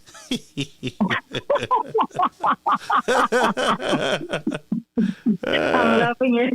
I just sat and relaxed and listened, and I was just taking in everything and looking at what's going on. Are you viewing through GVD or on the WhatsApp, Facebook? I'm noting. Well, I'm actually on my phone. I turned off GVD because there would be a background. Okay, good. There'd be background thing in there. Yeah. Anyway, talk to me, Brother Garfield. And St. Lucians, because we've got lots of St. Lucians under here. Mm-hmm. There's so much to discuss that I am going to touch maybe two things and let everybody else call and talk about everything else. Mm-hmm. Brother Garfield, you mean to tell me, let's talk about it. Mm-hmm. Tell me I'm sounding Lucian, umin to dimwe. So people can understand. You mean to tell me Philip J. Pierre, who's supposedly the Prime Minister in St. Lucia, is using an excuse, is not saying the truth about the doctors and their resignations? I think 6 doctors, resigned at once. And he said there's nothing. And no, but how many resident doctors are there that is the question that one of the reporters, but I guess the reporters are so confused with him that they probably would not think of that. How many resident doctors are at OK? Kill you because it's okay to kill you. Okay to kill How you. many resident doctors are there? And if there are 6 resident doctors or 7 and they all have resigned, how many doctors do we have left St. Lucians at OKEU?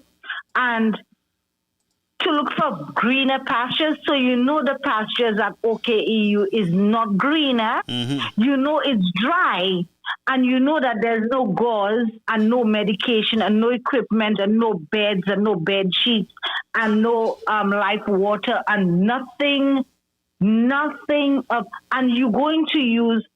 Do you know what's worse? The man is excuse. Let me not say the man. Philip J. Pierre. Excuses after excuses after excuses. You're using a hurricane in Florida. A hurricane in Florida that just happened to say that we have supply issues. Solutions. Are we for real? Mercy. Brother Garfield, that's worse than mercy, That is worse than mercy. We are in hell in St. Lucia under Philip J. Pierre's administration. Mercy. This is actually, when I listen to this man tonight the Prime Minister Philip J. Pierre, after listening to him tonight, when you just feel sick, you can't annoy yourself anymore. So you just start feeling ill. I'm just like, please, can we just get rid of this man? Get this man out of our parliament. He does not know what he's doing. Listen to the man's responses about, and I'm pulling this up, the important issues about St. Jude's Hospital. 4 buildings will be complete. Philip J. Pierre borrowed $201 million from the Saudis to complete his St. Jude's, the SLP St. Jude's, and I say the SLP. That portion of St. Jude's is St. Jude's Phase 1 or the first St. Jude's. 24 or 23 or 25 little buildings, separate buildings that are not connected, that do not have the flow for medical services to happen. It's not under one big roof. It's separate little buildings. But today, $201 million, let me stress on this money. And you're telling me today you come here and saying, we're finishing, 4 buildings will be finished. With what? $201 million? I need to question this.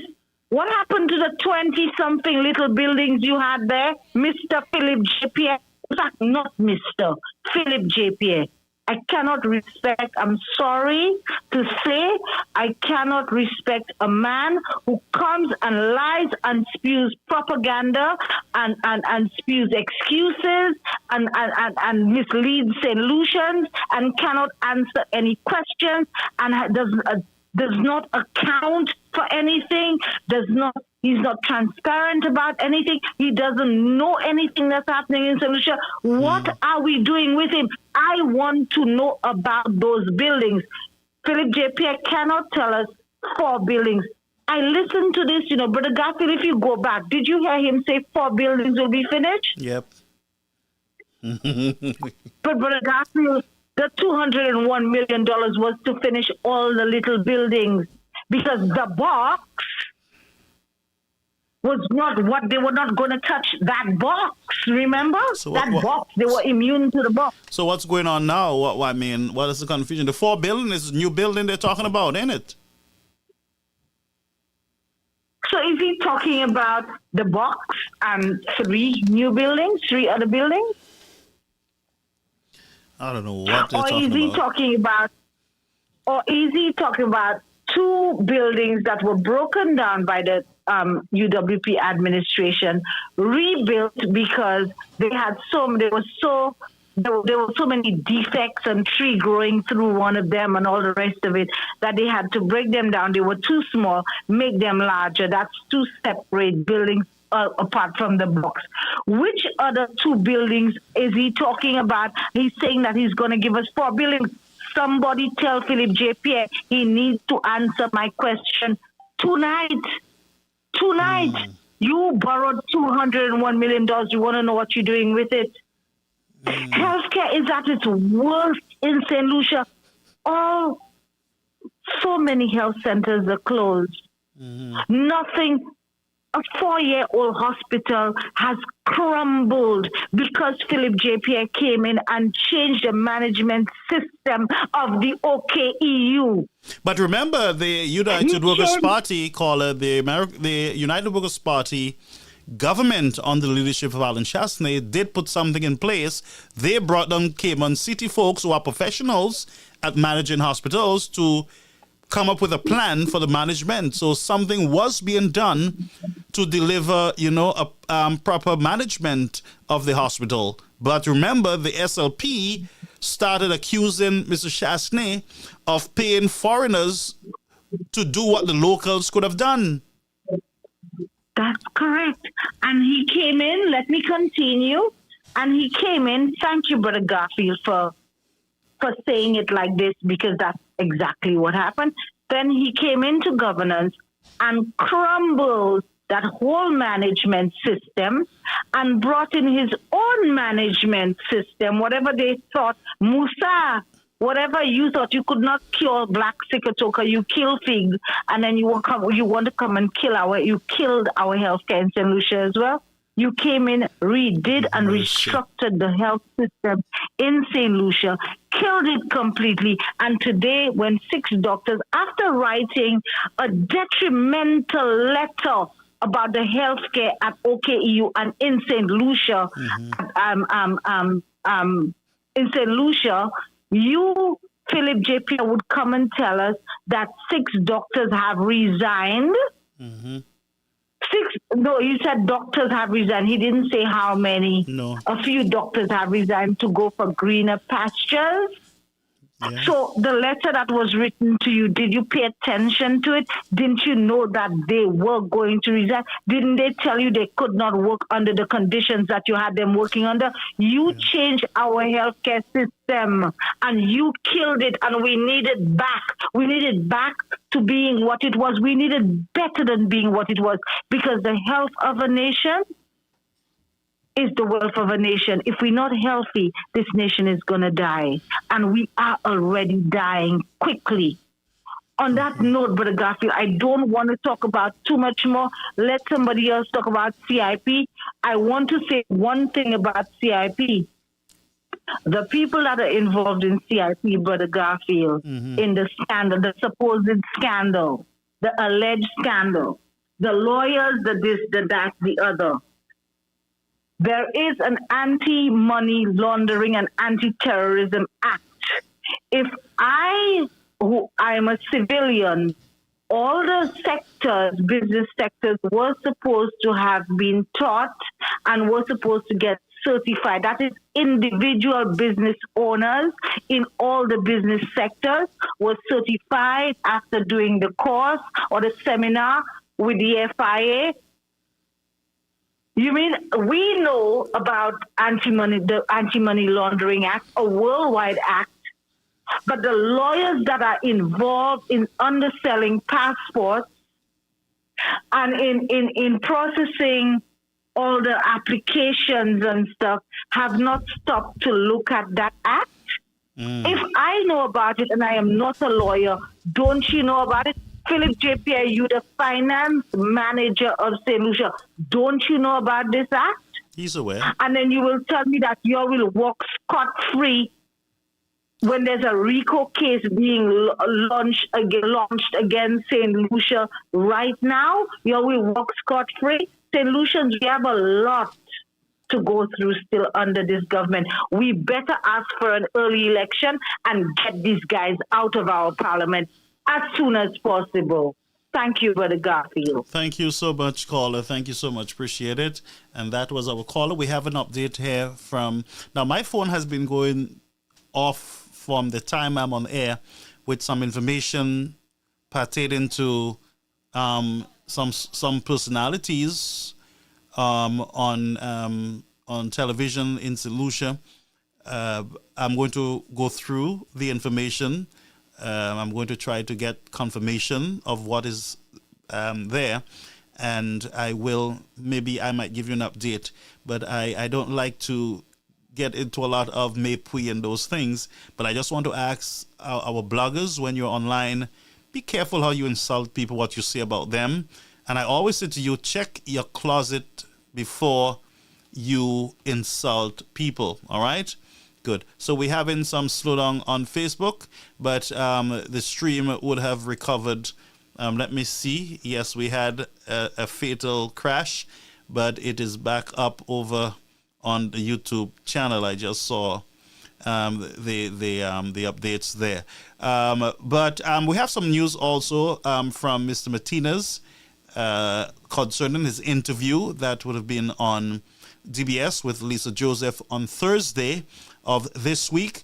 That interview is now postponed. It is now pushed back for next week. I see the wisdom in allowing it to be next week instead of this week. So again, I just want you to know that these there's going to be a lot of developments coming out of the CIP program. Right. So there's a lot of stuff that's going to happen after the report coming out. A lot of us will be here with professionals from around the world on these platforms. We will be reviewing the report from the CIP office. We'll be reviewing statements by the government of St. Lucia. All eyes will be on the House sitting on Tuesday in order for us to look at what they're saying, comparing it with the actual reality on the ground. So that's the breaking news, that the interview with Mr. Martinez and Lisa Joseph on DBS this Thursday will now be broadcast the following week. We know on Tuesday the government of St. Lucia have indicated that they will be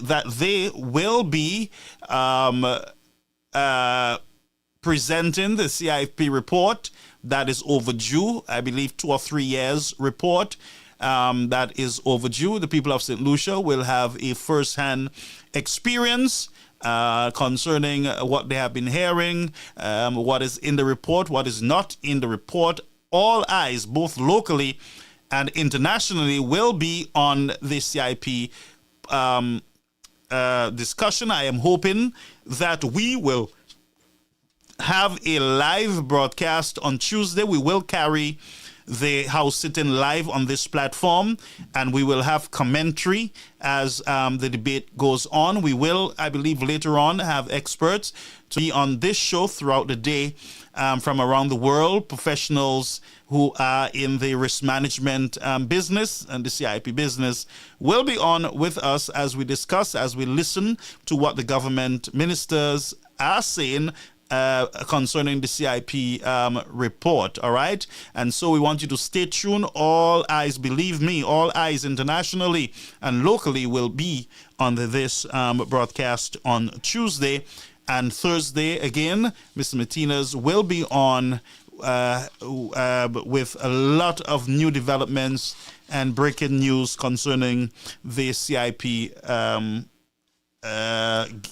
gates in the country. All right, let's see if we can get one more call and then we will shut the system down. We already having a slow feed coming out of our Facebook stream. All the other streams are perfect except the Facebook Live. We are having some fatal crashes, recovery and crashes on that platform. But again, you are on to Caribbean American News Media, and we are live on GVD TV channel 115. Okay. So I'm glad that the government discussions will be on Tuesday. Tuesday night also we'll be right here on this platform, live on GVD TV, Facebook and YouTube, where we will be discussing our officials this report coming out of the CIP office. So stay tuned to the broadcast. It is 10:07 p.m. and we were happy to be here with you, friends. We're going to just discontinue the Okay, so we have a call coming back in. Caller, you on the air, Caribbean American News Media Platform. Brother Garfield, I realize no one's calling back, so that he can read and see that even if money is cleared by a bank or it gets to a bank account, and you, the Prime Minister, accesses that money, it doesn't mean that that money is clean money. Because there are bankers, as we saw in the TD Bank? Yes, TD Bank. As we saw in the case of the TD Bank, where bankers have been taken in for questioning, etc. So, Mr. Prime Minister, Philip J.P., it is your responsibility. It is my responsibility. It is the responsibility of any business owner to ensure that the money that they are receiving for a purchase of any property or any investment in St. Lucia is clean. You must know the source of funds. You must ensure your due diligence is done. You must know your customer, and you must follow the processes and the procedures that is given to you by the act, what the act asks you to follow. Mm-hmm. I hope I'm making sense, Brother Garfield. Yes, and we're finding out that even with the agreement that was signed, that these guys are still not sticking to it. But go ahead. Because this hit me, this one, honestly, I'll be honest with you, This one, when Philip J. Pierre made that statement, that one hit me hard. Because I thought to myself, you're the Minister of Finance in St. Lucia. You have what's his name, the AG, the Attorney General, who knows fully everything this act incorporates, who knows everything this act stipulates. And you are the Prime Minister of St. Lucia, and you come and make that statement. That statement is recorded, Philip J. Pierre, and it will not be long before you face, and I'm sorry to say that, you face the consequences of that statement you just made, publicly at that. He needs to go back and say to St. Lucia that that statement was incorrect. And the correct thing as a prime minister is that I should know my clients. I should know the history of my clients. I should know where the funds are coming from that these people are using to try and invest in St. Lucia. I should know everything about them prior to accepting monies from them.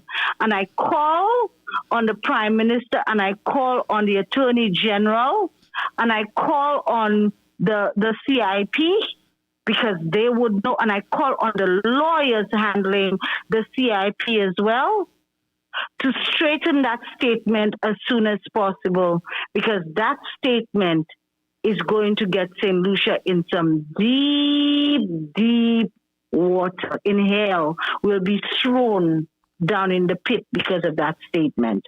On that note, Brother Garfield, I say good night again. And good night. Thank you so much. And so that was our last caller, folks. Thank you so much for being here with us. Let's take a break, and we'll come back. We'll come back for a minute, all right? At Great Vision Designs, we value our customers and provide cutting-edge customer service. Great Vision Designs specializes in television broadcasting and live streaming of funerals, sports events, weddings, meetings, shows, and more. Call us today at 722-6542 or 726-9914, or follow us on Facebook and YouTube. Great Vision Designs, coverage you can count on.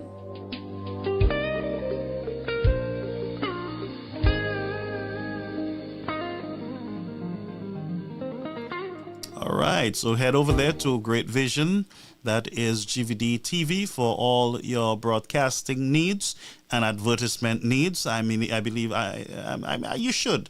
I want all my viewers, when you have your business, give it to GVD TV. Yes, my friends. Not because I'm on GVD TV, but because it's the right thing to do, my people. Oh, it is the right thing to do, all right? So use the platform, okay? Tell your loved ones, your friends, anybody who asks you, how can we get our firmal service stream? Let them know GVD TV. And if they can't get on to GVD TV, tell them call Caribbean American News Media, and we'll get them on to GVD TV, all right? Blessings, folks. Now, thank you so much for being here with us. It was a pleasure. We're experiencing some challenges there with the Facebook feed. I can see the up and down and all the rigmarole that is going on, the seesaw with our the stability of the net over there. But folks, I want you to have a beautiful evening. Remember, look out for our pop-up throughout the day this week as we follow news, breaking news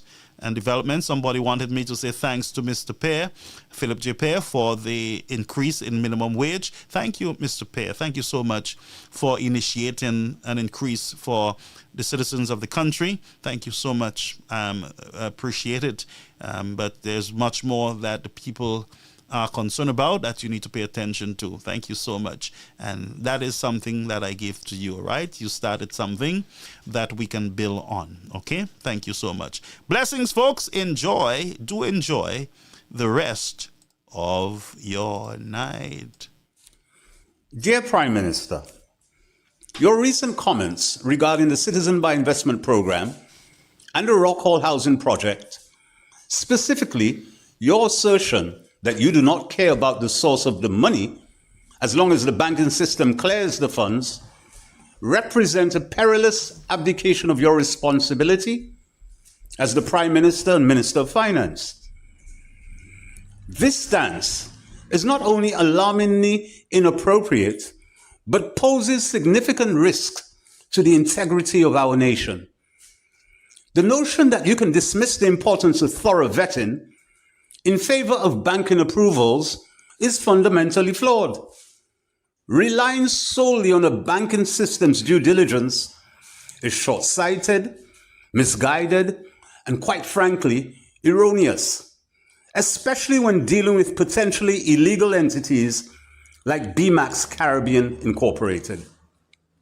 Your confidence in this company is misplaced, sir, as it is tied to an individual, Alexander Mijailovic, who was arrested and charged in February 2024 for heading the Grand Criminal Organization of Montenegro, an organization involved in smuggling cigarettes, a crime that should raise red flags rather than justify continued collaboration.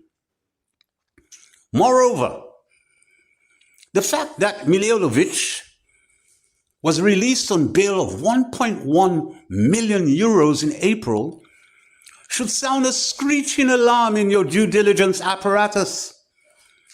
Coupled with prior accusations from the then Prime Minister Dritan Abazovic of Serbia that Mijailovic and his former partner Ranko Ljubovic led the grand smuggling group clearly demonstrates a pattern of involvement in illicit activities. Are you genuinely prepared to stake our national credibility on a partnership with a firm steeped in controversy? Your insistence to proceed with this project without exigent scrutiny should unravel or could unravel the very fabric of our society, inviting further criminal elements into our economy and eroding the trust citizens have in their governance. As the esteemed investor Warren Buffett once said, and I quote, "Price is what you pay. Value is what you get," end of quote. In the context of leadership, sir, this quote highlights the importance of prioritizing value over short-term gains. Your current stance on the Rockhall Housing Project, which prioritizes expediency over thorough vetting, fails woefully short of this standard. It is crucial that you exercise sound judgment in your decision-making, prioritizing the well-being and integrity of our nation over fleeting benefits. Let's consider the notable failures of due diligence within banking systems that have led to catastrophic consequences. One example is the case of Deutsche Bank, which in 2016 was embroiled in a scandal involving $10 billion in suspicious trades linked to Russian clients. Despite some initial vetting, the bank faced massive fines and reputational damage when these transactions were revealed to facilitate money laundering.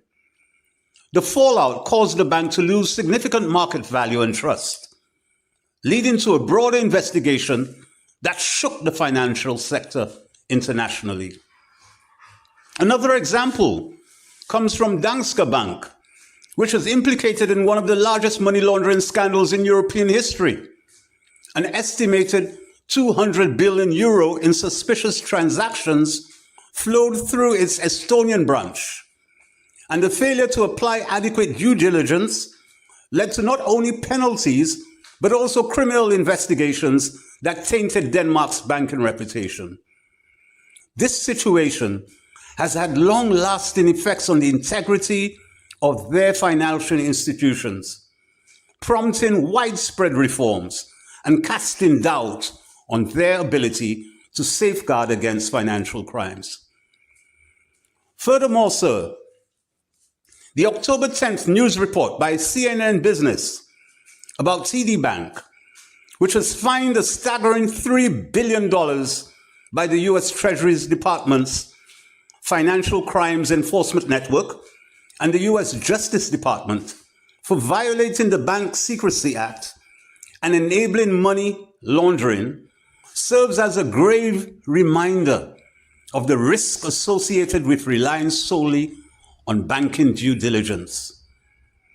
This is particularly pertinent, sir, given TD Bank's involvement in correspondent banking with St. Lucia's primary bank, the Bank of St. Lucia. The fact that TD Bank's due diligence failed to prevent such egregious violations raises serious concerns about the effectiveness of banking systems in detecting and preventing illicit activities. Your rationale for moving forward with Rock Hall Housing Project, with BMAX Caribbean Incorporated, with or without the direct involvement of Alexander Mihailovich, amid serious allegations, sends a dreadful message that quick financial returns are preferable to a commitment to due diligence, transparency, and responsible governance. This, sir, places St. Lucia at risk of international scrutiny and could yield severe ramifications. The reputational damage associated with this partnership could deter legitimate investors, foster an environment of corruption, and stifle sustainable development. This is not merely about the potential socio and economic benefits of a housing project. It is about the ethical implications of aligning with a company that has been directly implicated in serious criminal activities. The consequences could reverberate throughout our economy, leading to a loss of investor confidence and a tarnished international reputation. As Prime Minister, you carry the weight of responsibility not only to your constituency, but to the entire nation. It is vital that you reconsider this course of action. The integrity of St. Lucia's reputation and future prosperity hinge on transparent processes and rigorous vetting. Moving forward with BMAX Caribbean Incorporated puts everything at risk, from the health of our financial systems to the welfare of our systems, which you pledged to put first. I understand the desperate need of the people of your constituency for affordable and decent housing, and I empathize with their plight. However, I implore you not to sacrifice the nation's integrity and reputation to accomplish this goal. Instead, I strongly advise you to immediately terminate dealings with BMAX Caribbean Incorporated and consider alternative ways of realizing your goal. Seek an alternative qualified local or foreign investor to undertake this project. This would not only ensure the provision of much needed housing, but also safeguard the nation's reputation and future prosperity. There are undoubtedly other investors who can provide the necessary funding and expertise to bring this project to fruition without compromising our nation's values and integrity. I urge you to explore these options and prioritize the well-being of our citizens and the nation as a whole. In closing, sir, your current position is untenable, and you must review it. The risk associated with the continuation of this project with BMAX Caribbean Incorporated, given the troubling background of its developers, are far too significant to ignore. Mr. Prime Minister, please take the necessary steps to protect St. Lucia's integrity and our reputation and ensure that all decisions reflect the best interests of our country.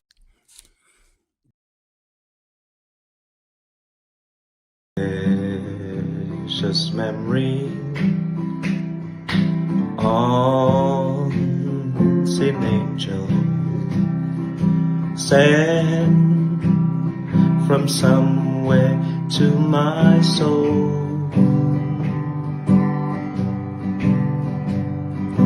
How they linger ever near me on the sacred past unfold.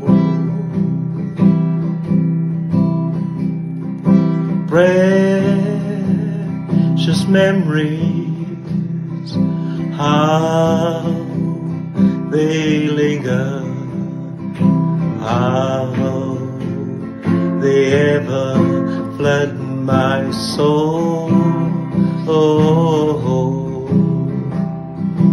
In the stillness